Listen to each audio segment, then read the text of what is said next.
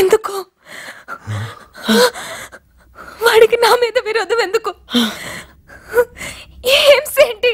పగమ్మా. పగ?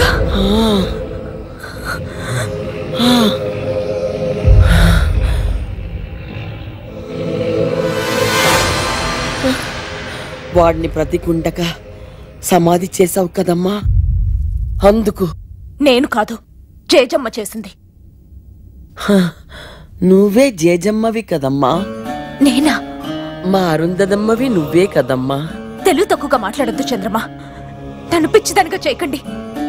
నేను జేజమ్మని కాదు, కాదు, కాదు.